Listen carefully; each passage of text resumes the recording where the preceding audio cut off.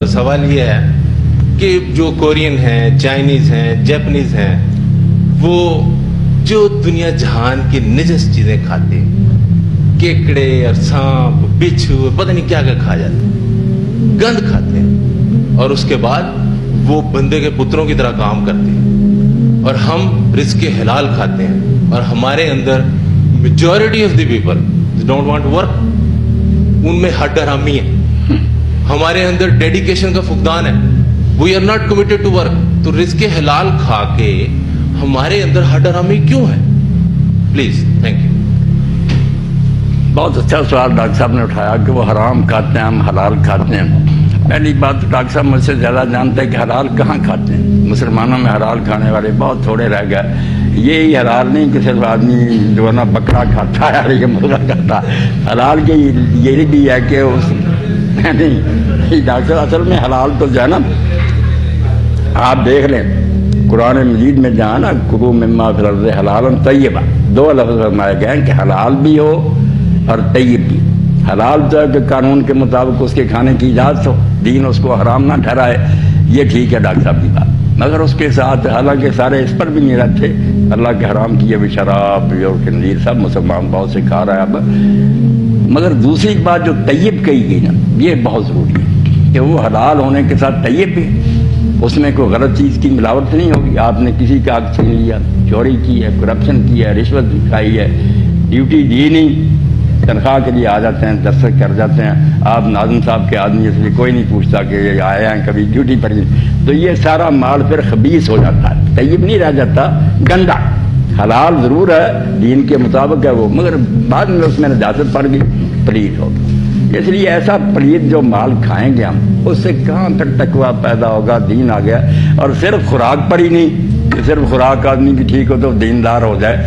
اصل میں جو بات ہے نا کہ دین کے 3 شعبے ہیں، ان تینوں شعبوں میں آدمی کو درک حاصل کرنا چاہیے، ورنہ دین نہیں آئے گا. آپ پڑھے لکھے لوگ ہیں اس لیے میں کہہ رہا ہوں، قرآن میں جو بار بار آتا نا کہ رسول کریم علیہ السلام کا منصب رسالت کا جو مقصد ہے وہ تزکیہ ہے، کہ شخصیت کی ڈیولپمنٹ. اب تزکیہ بھی مبہم سا بن گیا کہ پتہ نہیں خانقاہوں میں جا کر بننا. تزکیہ کوئی نہیں، ایک اچھا انسان بننا، شائستہ اور مہذب انسان بنانا جو ہے نا کہ اس میں خامیاں نہ ہوں، اچھائیاں ساری ہوں، یہ انسان تیار ہو جائے. تزکیہ پاک صاحب 3 چیزیں اس کے لیے بطور وسائل بیان ہوئی کہ 3 کام ہے جو پیغمبر کرتا ہے اور پھر تزکیہ ہوتا ہے. ایک تلاوت آیات ہے، یہاں جو ہے نا کہ رسول کریم صرف قرآن پڑھ کر پہلے سناتے، یہ نہیں مفہوم. جو بات فکر کی ہوئی تھی نا، قرآن کا ایک حصہ ہے جس میں اللہ تعالیٰ اور اس کے رسول اور آخرت کے صحیح ہونے کے دلائل ہیں. وہ حصہ پڑھے فکر آ جاتا ہے کہ آسمان و زمین کی پیدائش میں، دن رات کی آمد میں، بارش میں، آیات نشانیاں. یہ مخصوص حصہ ہے قرآن کا، آیات جس میں دلائل بیان ہوئے. جب تک کوئی شخص دلائل سے مطمئن نہ ہوتا، صرف نصری طور پر مان رہا کہ اللہ ہے، رسول سچا ہے، قرآن ٹھیک ہے، بھئی ایک کافر مطالبہ کرتا تمہارے پاس کیا پروف ہے؟ کیسے یقین ہے تمہیں کہ اللہ ہے؟ اور کیسے پتا کہ وہ ایک ہی ہے؟ رسول کے سچے ہونے کا تمہارے پاس کیا ثبوت ہے؟ یہ ہے بصیرت جو ان آیات سے حاصل ہوتی، باقی ٹکڑے قرآن کے نہیں جن میں دلائل بیان ہوئے. دن کے آخر میں لا آیات لقوم یؤمنون، لا آیات لقوم یتفکرون، کہ ان میں دلائل ہیں غور و فکر کرنے کی. پہلا حصہ دلائل کا ہے. ہر شخص کو چاہیے کہ وہ صرف تقلیدی ایمان نہ رکھے کہ مانتے آ رہا ہے، نئے سرے سے ایمان حاصل کرے، خود تحقیق کرے کہ دین واقعی سچا بھی ہے. ہر گروہ کہتا ہے ہمارا مطلب ٹھیک ہے، ہم مسلمان کیوں کہتے ہیں کہ ہمارا ہی صحیح ہے؟ دلیل ہونی چاہیے. اور دوسرا ہے یعلمہم الکتاب، تعلیم کتاب کرتا ہے. یہاں بھی کتاب سے سارا قرآن نہیں مراد، کتاب قرآن مجید کا وہ حصہ ہے جس میں شریعت بیان ہوئی، حلال و حرام. پھر ضابطہ دیتا ہے کہ جب تم نے حق مان لیا تو یہ کام کرنا ہے، یہ نہیں کرنا. ان آیات میں آ جاتا ہے کتب علیہم القتال، کتب علیکم السلام، لکھ دیے جاتے ہیں. یہ شریعت ہے. یہ جو آپ سنتے رہتے ہیں نا کہ صوفیہ کہتے ہیں طریقت حقیقت معرفت ہے، وہ قرآن ہی. معرفت دلائل، پہلے دلائل سے پہچانو کہ دین برحق ہے. طریقت ہے کہ پھر طریقہ معلوم کرو کہ عبادت سر انجام کیسے دینی، زندگی میں چلنا کیسے. اور تیسری بات ہے پھر حکمت، کہ اگر آدمی احکام بھی سیکھ لے کہ صبح سے شام تک کھانا پینا نہیں، مباشرت نہیں کرنی، روزہ ہو گیا، یہ کتاب ہے، قانون. مگر حکمت کیا کہ تقویٰ پیدا. فلاسفی کیا؟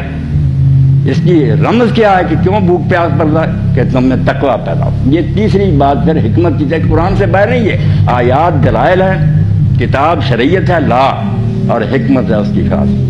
جب تک کوئی شخص فلاسفی سمجھ کر کوئی کام کرتا ہے نا حکمت، اس وقت امتیں سیدھے راہ پر رہتی ہیں. پہلے حکمت گم ہوتی ہے، رسم رہ جاتی ہے. کتاب پر لوگ کچھ مسئلہ عمل کرتے ہیں، نماز روزہ ظاہری رہتا ہے، مگر وہی بات رسم اذان تو رہ گئی، روح بلالی نہ دی. روح ختم ہوتی، پہلے روح ختم ہوتی ہے امتوں میں، رسم رہ جاتی ہے.